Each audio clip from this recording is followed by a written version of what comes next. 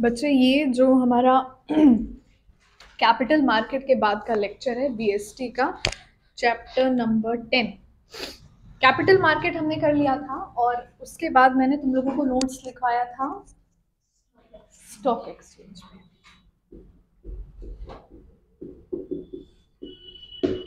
Stock exchange ही लिख दे पूरा। देखो, गिव मी अ नोट्स। चलो ठीक है बच्चे, स्टॉक एक्सचेंज में सबसे पहली चीज मैंने लिखवाई थी अ बॉडी ऑफ इंडिविजुअल्स, ठीक है।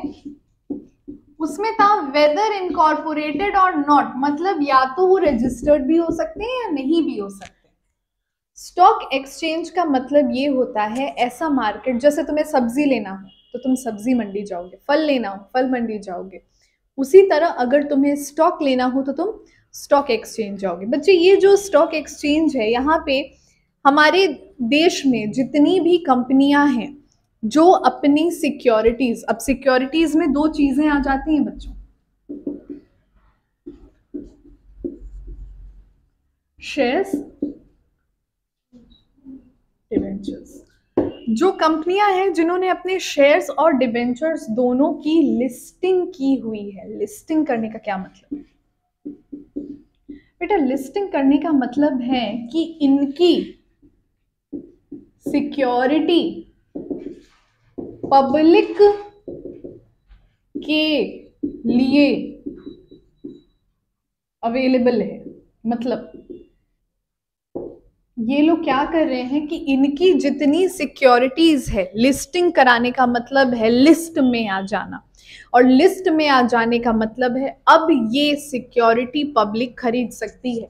बच्चे ये जो सिक्योरिटीज होती हैं ये मेनली, ऐसा नहीं कि केवल ये तीन तरह है, इनके अतिरिक्त म्यूचुअल फंड, बॉन्ड्स और मार्केटेबल सिक्योरिटी भी होती है, पर मेन जो तुम लोगों का बोर्ड्स का प्रायोरिटी है, सबसे पहला और सबसे ज्यादा नाम सुन चुके हो इस साल तुम लोग इसका और इसका भी, एंड ऑफ कोर्स अगर इक्विटी और प्रेफरेंस है तो ये डिबेंचर ही होगा। तो ये जो सिक्योरिटीज हैं इनकी लिस्टिंग जिस मार्केट में की जाती है उसी मार्केट का क्या नाम है? Stock exchange. हमारे देश में दो स्टॉक एक्सचेंज है मेनली,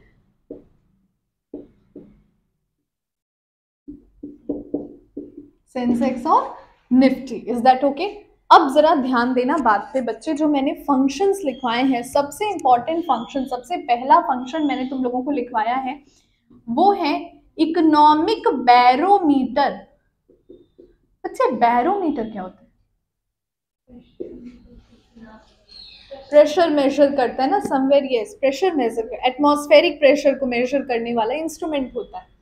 इकोनॉमिक बैरोमीटर का मतलब ये होता है बच्चे, हमारे देश में जैसे कभी कभी कुछ चीजों, जैसे जब जियो आने वाला था तो जो एजीएम हुई थी रिलायंस की, जिसमें ये अनाउंस किया गया कि हम डेटा एक दिन का 1 GB देंगे और फ्री देंगे। तुम्हें पता है रिलायंस के शेयर का दाम आसमान चीर गया था, इतना हाई गया, इतना हाई गया। क्यों गया? क्योंकि वहां जो सिक्योरिटीज को लेके रिलायंस के ट्रेंड के डिसीजन में जो चीजें देखने मिली, लोगों ने इतना ज्यादा प्रभावित हुए उससे, शेयर को खरीदने की डिमांड इतनी बढ़ गई। तुम खुद सोचो, आज तक जिस हिंदुस्तान में 1 महीने का 1 GB डेटा मिलता था, आप कह रहे हो कि हम 1 दिन का 1 GB देंगे, अपने आप शेयर के दाम बढ़ जाएंगे। क्यों? क्योंकि लोगों में तुम्हारी डिमांड, लोगों में डिमांड तो ज्यादा पैसा, ज्यादा पैसा तो ज्यादा प्रॉफिट, ज्यादा प्रॉफिट तो ज्यादा डिविडेंड, और ज्यादा डिविडेंड मिलेगा कब? जब तुम्हारी इन्वेस्टमेंट ज्यादा होगी। तो हर कोई इन्वेस्ट करने को रेडी हो गया था। Is that okay? Economic barometer का मतलब ये होता है कि इकोनॉमी, या तो कभी तुम लोग ऐसे नॉर्मल वो पढ़ो, ये देख, तो कहता ना न्यूज में कहता है आज का बुलेटिन। बुलेटिन मतलब क्या? बुलेट चला के आया नहीं, बुलेटिन मतलब कि सारी खबरें तेज रफ्तार से, ठीक है। तो यहाँ पे बच्चे अक्सर तुमने देखने मिलता होगा हर न्यूज चैनल पे, आज सेंसेक्स इतना रेट चढ़ के बंद हुआ, या आज स्टॉक मार्केट इतना रेट गिर के बंद हुआ, यही बोलता है ना उसमें। तो यही तो इकोनॉमिक बैरोमीटर है। रिसेशन जो मंदी का दौर था अमेरिका में, पता नहीं क्या ईयर था, मुझे याद भी नहीं है, हो गया जब ओबामा से पहले था, ओबामा के दौरान था, मुझे नहीं याद है। तो खैर ये जो इकोनॉमिक, अगर हमारा जब वो अमेरिका में रिसेशन था ना, तो कितने इंडियंस, इंडिया के तो मैक्सिमम लोग हर जगह अपनी सेवा देते हैं, चाहे वो सर्विस के फॉर्म में हो चाहे मैन्युफैक्चर, पर ज्यादातर सर्विस वाले होते हैं।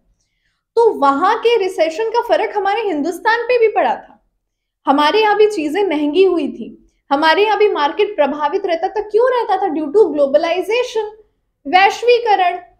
ग्लोबलाइजेशन का क्या मतलब? The world is an open market. तो हमारे देश के जितने भी बंदे जो बाहर देश में, स्पेशली यूएसए में डील कर रहे थे, उन्हें उस पर परफेक्ट रिटर्न नहीं मिल रहा था। तो मतलब इकोनॉमिक बैरोमीटर से ये बात, इकोनॉमिक बैरोमीटर मतलब स्टॉक एक्सचेंज से ये बात प्रूव हुई कि भैया यूएसए में तो रिसेशन चल रहा है। अभी इंडिया की अगर जीडीपी बढ़ जाती है, इंडिया, आपको पता है इंडिया डिजिटल ट्रांजैक्शन में इस वक्त नंबर 1 पे चल रहा है। जितने डिजिटल ट्रांजैक्शंस हमारे हिंदुस्तान में होते हैं उतने कहीं नहीं होते। तो ये हिंदुस्तान को एक इकोनॉमिक बैरोमीटर पे हाई पे रखता है। भैया कैशलेस इकोनॉमी हर देश का सपना है। कैशलेस इकोनॉमी, ब्लैक मनी खत्म, पेड़ों का कटना खत्म, टैक्स की चोरी खत्म, कितना ज्यादा पारदर्शिता, ट्रांसपेरेंसी आ जाएगी। बात क्लियर है बेटा? नेक्स्ट पॉइंट क्या लिखा था बच्चे? Pricing of securities. बच्चे ये बहुत ही वाजिब सी बात है, लेजिटिमेट है, स्वाभाविक है। जो अच्छा डिविडेंड देगा उसका शेयर महंगा बिकेगा, जो अच्छा डिविडेंड नहीं देगा उसका शेयर सस्ता बिकेगा। इसमें कहीं कोई दिक्कत है? आगे बढ़ाए, नेक्स्ट बोलो बेटा। सेफ्टी ऑफ ट्रांजैक्शन, ये कैसे पॉसिबल है बच्चों? चोरी क्या होता है? चोरी क्या होता है सताक्षी? दिल। चोरी होता है पैसा। अभी इधर ही रहो, अभी बोर्ड से देखो। सेफ्टी ऑफ ट्रांजैक्शन, अगर तुम पैसा कैरी ही नहीं कर रहे हो तो पैसा चोरी कैसे होगा? अभी मेरी एक स्टूडेंट गई थी काशी विश्वनाथ, कह रही थी मैम वहां पे दर्शन से पहले इतना ज्यादा वो लोग जबरदस्ती पैसा ले रहे थे, जबरदस्ती, no need, you are walking in the line and they were taking the money, है ना? तो मैंने बोला कि तुम ऑनलाइन कैश कैरी की होती, तुम मांगते भी तो तुम्हारे पास तो कुछ रहता नहीं, तुम देती क्या? बोली मैम दिमाग नहीं काम किया। उसकी फ्रेंड ऑनलाइन ले गई थी पैसा, उससे कुछ नहीं ले पाया, बल्कि उसके बदले भी यही हर जगह पैसा दे रही थी। तो यहाँ पे ट्रांजैक्शन की सेफ्टी रहती है बच्चे। डीमैट अभी आएगा, डीमैट अकाउंट पे हम समझेंगे, तुम लोग को मैंने लिखवा रखा है नोट। तो बच्चा ये जो डीमैट अकाउंट होता है ना, ये एक इलेक्ट्रॉनिक अकाउंट होता है, फिजिकल पैसे तो होते नहीं। भाई तुम सिंपल सा बात समझो बच्चे, Paytm is the most used app of India. अभी 2-3 महीने पहले गूगल पे को ये उपाधि मिली थी, बट गूगल पे में काफी ज्यादा अकाउंट क्रैश करने लगे। तो दोबारा से इंडिया में आज से 2 साल पहले भी पेटीएम सबसे ज्यादा यूज करने वाला डिजिटल ऐप था। उसके बाद काफी ऐप आए तो ऊपर नीचे, गूगल पे अभी काफी दिनों तक रहा। दोबारा से हमारे इंडिया में सबसे ज्यादा यूज्ड ऐप क्या है? पेटीएम है। तो एक बात समझो बच्चे, मैंने बोला कि मेरे पेटीएम में 10,000 है नहीं, डोंट वरी, मैंने बोला मेरे पेटीएम में 10,000 है। बच्चे क्या वो 10,000 हार्ड कैश मुझे दिख रहा है? नहीं, मैं जा रही हूँ, मैं सामान खरीद रही हूँ, मैं स्कैन कर रही हूँ, मैं पे कर रही हूँ, तो 10,000 एक पॉइंट्स की तरह समझो ना। 10,000 पॉइंट्स मेरे पास है, मैंने अगर 500 का सामान लिया तो 500 पॉइंट्स मैंने सामने वाले को दे दी, तो मेरे पास कितने पॉइंट्स बचे? 9,500। यहाँ ना कैश इन्वॉल्व, ना आरबीआई को तकलीफ, ना पेड़ों को कटना, ना ब्लैक मनी, क्योंकि पैसा तो सीधे सीधे सामने वाले के बैंक अकाउंट में जा रहा है, जो तुरंत बैंक में रिफ्लेक्ट करेगा। तो बच्चे यहाँ पे सेफ्टी भी है, ट्रांजैक्शन की भी, और देश के लिए भी सेफ्टी, क्योंकि आप ब्लैक मनी नहीं बना सकते। इसी वजह से तो तुम सोचो ना, कितना स्टॉक एक्सचेंज तो सरकार का खुद का होता है, सरकार खुद के भी सिक्योरिटीज रिलीज करती है कि नहीं? क्योंकि हमारे देश की सरकार या किसी भी देश की सरकार, इंग्लैंड को छोड़ दो क्योंकि अभी इंग्लैंड में बड़ा घपला चल रहा है, इंग्लैंड में इस वक्त कोई भी चीज कैशलेस बंद हो गई है, मतलब वहां पे लोग फिजिकल कैश पे आ गए। तुम ही बता रहे थे ना, कतर में भी ऑनलाइन सुविधा बंद कर दी गई due to fraud and all. नहीं, वहाँ पे जैसे बहुत ज्यादा ट्रांजैक्शन हो रहा था ना, तो साइट क्रैश कर जा रही थी, तो वो तो हमेशा बग्स फिक्सेशन। तो खैर बैन कर दी वहां पे। पर हमारे हिंदुस्तान में सरकार की कोशिश ये है कि जितनी भी चीजें हैं उनको ऑनलाइन लाया जाए। बात समझ में आ रही बच्चे? Black money and all, Swiss bank वाला सीन है इधर भी। What is the next one? Contribute to economic growth. बच्चे एक समय था, कौन सा समय था? तुम लोग नहीं पैदा हुए थे ना, मैं ही हुई थी। 1992 की बात करें, वो बहुत बड़ा स्कैम है, उस पर तो कितने सीरीज वगैरह भी शायद बनी हुई है, हर्षद मेहता का घोटाला and something something big big bull या समथिंग लाइक दैट, काफी उस पर मूवीज बनी हुई है। उसके बाद हमारे देश का सेबी का जो कानून था, सेबी का full form security exchange board of India, तो सेबी का जो कानून था 1992 में घोटाला हुआ, सेबी का एक्ट फिर 1992 में ही आया, तो बड़े आराम से इसको तुम याद भी कर सकते हो। बच्चे इतना ज्यादा कानून, तब जाके स्ट्रिक्टनेस आई, तब जाके लोगों ने इस चीज को सीरियसली लिया कि भैया स्टॉक मार्केट में छोटी मोटी मैनिपुलेशन से पूरे देश की जीडीपी अफेक्ट हो सकती है। ठीक है बच्चे, तो economic growth is one thing, right? What is the other one? Equity. क्या इक्विटी का शेयर बांटना चाह रही है लोग? नहीं बच्चे, इक्विटी का लिटरल मतलब क्या होता है? इक्विटी का लिटरल मतलब होता है वो कौन सा होता? निष्पक्ष। समझ रहे हो? निष्पक्ष समझो, किसी का पक्ष ना लेने वाला, जस्टिस से रिलेटेड। देखो मेरे ख्याल से निष्पक्ष ऐसे ही लिखा जाता होगा, बाकी तुम लोग को क्या ही पता है कैसे लिखा जाता है, तो यही सही है।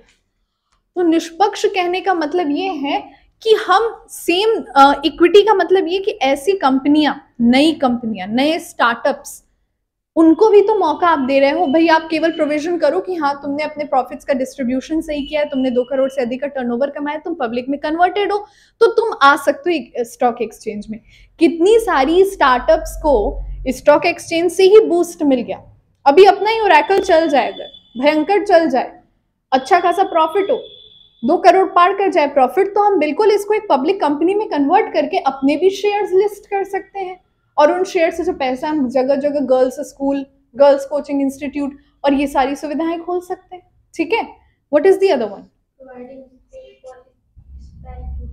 स्पेक्यूलेशन। बच्चे वो याद करो तुम लोग को कितनी बार, यार ये पॉइंट मैं पढ़ा के थक चुकी हूँ। Bear market and bull market, no not bear, bear market and bull market, कितनी दफा पढ़ाया मैंने। प्राइजेस की स्पेक्यूलेशन क्या है? अगर आप ऐसे इन्वेस्टर हो जो वेट करने की कैपेबिलिटी रखते हो कि हाँ भाई हमने इन्वेस्ट किया, I will wait for 6 month, and if you're investor कि भाई जल्दी से इधर से कमाई हुई जल्दी से इधर से पैसा निकालो और इधर डालो, तो ये दो हिस्सों में मार्केट बेयर और बुलिश मार्केट में डिस्ट्रीब्यूट हो जाता है। What is the other one? Liquidity. बच्चा लिक्विडिटी अगर हम बात करें तो हम यहाँ पे केवल शॉर्ट टर्म इन्वेस्टमेंट की ही बात कर सकते हैं, क्योंकि लॉन्ग टर्म इन्वेस्टमेंट में तो 1 साल से अधिक भी पैसा फंसे रह जाता है। शॉर्ट टर्म इन्वेस्टमेंट, ये जो अपने ऐप आते हैं, ग्रो ऐप, स्टॉक्स ऐप, ये एप्स जो तुम्हें शेयर मार्केट, शेयर ट्रेडिंग करवाते हैं, इनफैक्ट कॉइन DCX वगैरह, क्रिप्टो की भी बात कर सकते हो, बट क्रिप्टो हम इंक्लूड नहीं कर रहे because we are only talk about stock exchange. तो लिक्विडिटी करने का कहने का मतलब ये कि आप तुरंत पैसा वहां से नगद भी तो प्राप्त कर लेते हो। भाई मेरे पास 13,000 का शेयर था, फोन पे मैंने खरीदा, फोन पे 15 का वो मैंने बेच दिया, मेरे पास अपने आप 2,000 का प्रॉफिट तुरंत अवेलेबल है, जिससे मैं पेमेंट कर सकती हूँ, जो चाहे वो ट्रांजैक्शन कर सकती हूँ। तो यहाँ पे पेपर वर्क कम है बच्चों। पहले के टाइम पे ना पेपर वर्क बहुत होता था। शेयर में ट्रेडिंग हर किसी की बात नहीं होती थी, केवल Gujaratis were very good at it, they are still very good at it. मैं अभी कोई एक न्यूज पढ़ रही थी, तो एक गुजराती भाई के अकाउंट में गलती से 13 करोड़ रुपए आ गए थे। उसने 13 करोड़, उसने पता क्या किया, 2 दिन में बैंक वालों ने तुरंत अपनी गलती सुधारी, उस पर कंपनसेशन भी लगा, क्योंकि उसने इन्फॉर्म नहीं किया। तुम्हारे अकाउंट में 13 करोड़ अगर आ जाएंगे गलती से, तो तुम्हें इन्फॉर्म करना चाहिए था ना बैंक वालों को। क्या हाँ इन्फॉर्म कर दोगी? इतना नहीं सीधा होने का जरूरत है कि अरे मेरे पास तो गलती से 13 करोड़ आ गए, इतना रखने से टैक्स भी भरना पड़ेगा, बट इन्फॉर्म करने मत जाना यार, थोड़ा बस ईमानदारी भी स्वाद अनुसार चाहिए होती है लाइफ में।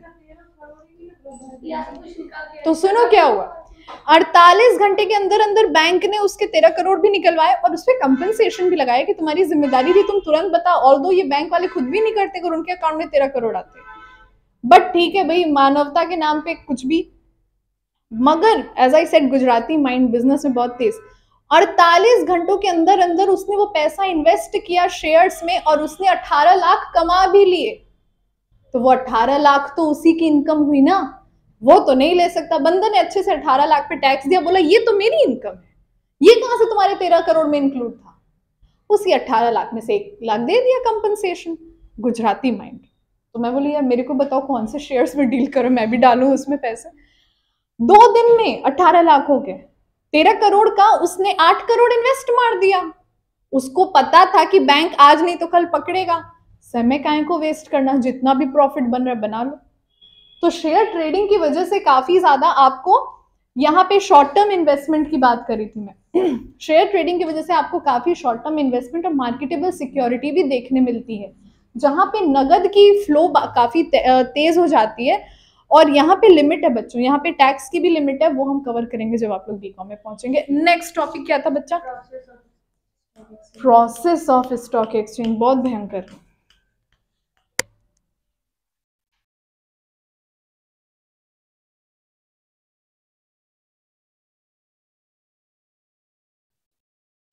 सो बच्चों, now we are going to start the process of, किसका process? Flotation of securities in stock exchange, not only stock exchange. सबसे पहले तो आप इस टॉपिक को समझ लो। टॉपिक का क्या मतलब है? Procedure of trading in stock exchange.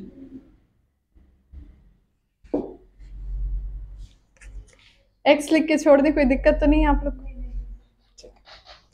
देखें बच्चों, सबसे पहली चीज है सिलेक्शन ऑफ ब्रोकर।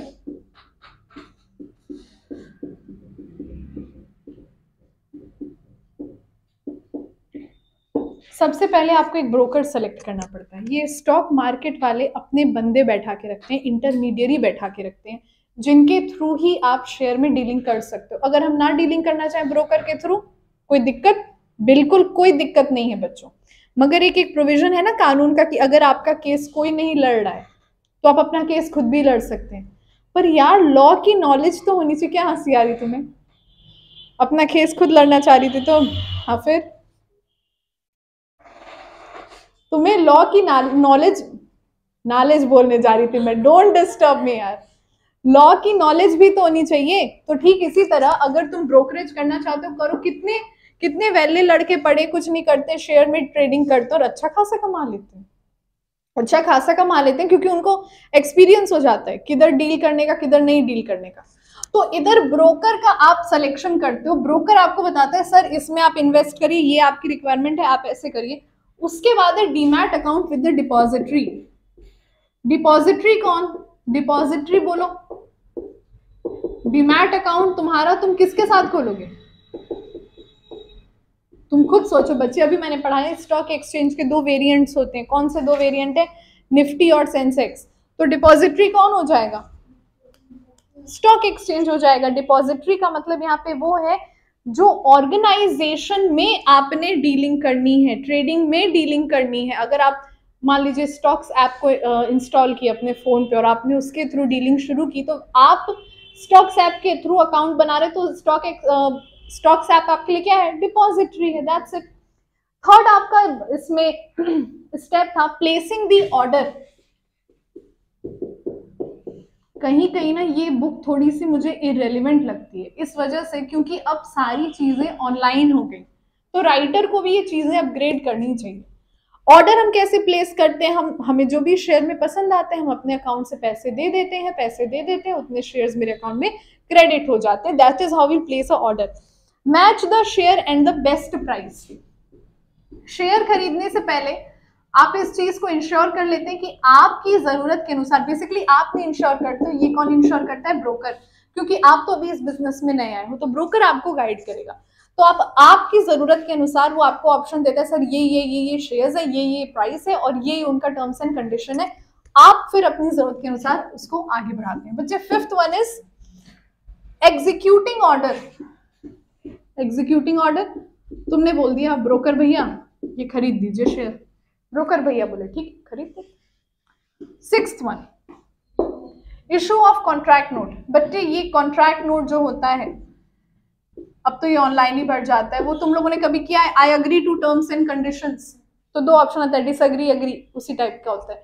यहाँ पे तुम ये बात को अग्री करते हो कि अगर तुमने इक्विटी के शेयर खरीदे तो तुम्हें तभी इंटरेस्ट मिलेगा जब कंपनी प्रॉफिट कमाएगी। अगर तुम डिवेंचर होल्डर हो तो इतने % का डिवेंचर मिलेगा, उससे ज्यादा तुम नहीं मांगोगे, एंड ऑल दोज नियम शर्त एंड एवरीथिंग, एंड वो सारी चीजें investment are subject to market risk, read all the document carefully before investing, रट गया है ये भी।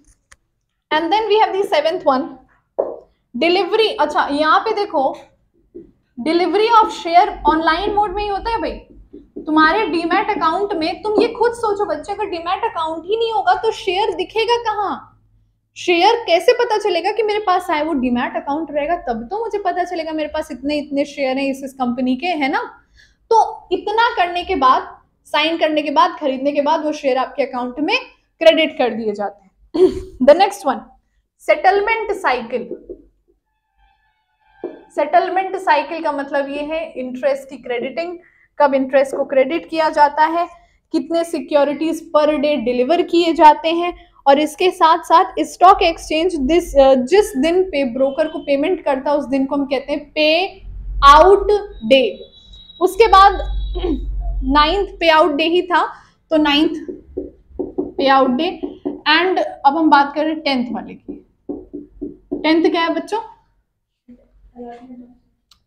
allotment of broker, the investor has to give details to about DP मतलब डिस्प्ले पिक्चर, व्हाट्सएप वाली, डिपॉजिटरी पार्टिसिपेंट।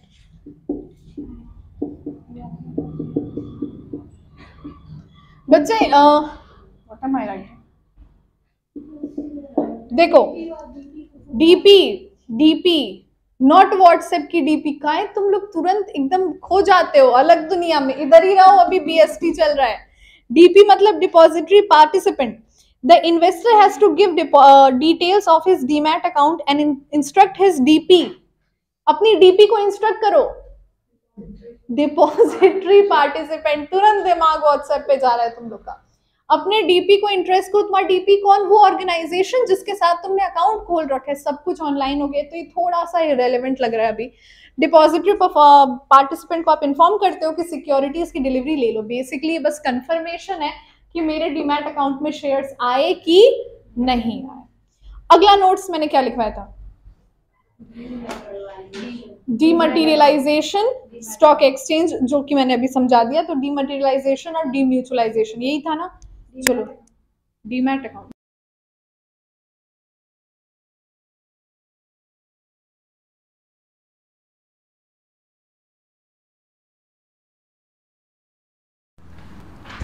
बच्चे the next topic is dematerialisation या demat account.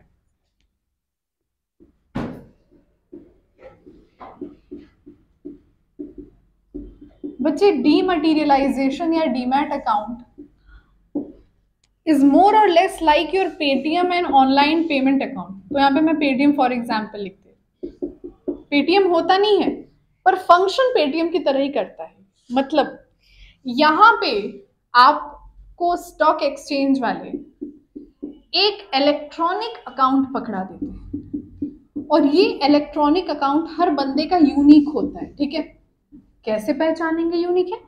आपके अकाउंट का एक नाम होता है और वो नाम न्यूमेरिकल फॉर्म में होता है। जैसे मान लो मेरे अकाउंट का अगर नाम है 021027071111, लेट्स से, तो अगर ये मेरे अकाउंट का नाम है फॉर एग्जाम्पल, तो ये अकाउंट केवल मेरा ही है, मेरे ही खरीदे हुए शेयर्स यहाँ रिफ्लेक्ट होंगे। भाई बच्चों बड़ी एक सिंपल सी बात समझो ना, अगर मेरे पास एक ऐसा कोई अकाउंट ही नहीं होगा जो इस बात को रिफ्लेक्ट करे कि मेरे को कितने शेयर्स क्रेडिट हुए, तो मैं कैसे जानूंगी कि मैंने तो पैसे दे दिए, मुझे रिलायंस के शेयर मिले कि नहीं मिले? बात समझ में आ रही? पहले टाइम में ना, मतलब आज से 30 साल पहले जब डीमैट अकाउंट नहीं हुआ करते थे, 25-30 साल पहले, मसला क्या होता था ना, कंपनी वालों को आपके घर पे एक शेयर सर्टिफिकेट डिलीवर करना पड़ता था। अब वो सोचो, तुम्हारे लिए भी मेहनत का काम है, बिकॉज तुम्हें वो पेपर संभाल के रखने, जिन्हें हम शेयर वारंट कहते थे, और कंपनी के लिए मेहनत का काम है। कंपनी है कोलकाता की, पेपर जा रहा है जम्मू, क्योंकि जम्मू के बंदे ने शेयर खरीद के रखे। बात मेरी समझ में आ रही इधर? तो ये एक इलेक्ट्रॉनिक अकाउंट है, जिस अकाउंट में ये रिफ्लेक्ट किया जाता है कि लेट से इस अकाउंट में हम रिफ्लेक्ट करेंगे कि इस बच्ची के पास, इस शेयर होल्डर के पास कितने शेयर्स हैं, और ये कैसे रिफ्लेक्ट होगा, कैसे इंश्योर होगा कि वो इन्हीं का है। इनको खुद स्टॉक एक्सचेंज एक पिन अलॉट करके देगा, और उस पिन में इनको पता चल जाएगा कि मेरे पास फिलहाल में इतने शेयर। Is that okay? यही डीमैट अकाउंट होता है। अगला जो टॉपिक मैंने लिखवाया था उसका क्या नाम था? डिपॉजिटरी।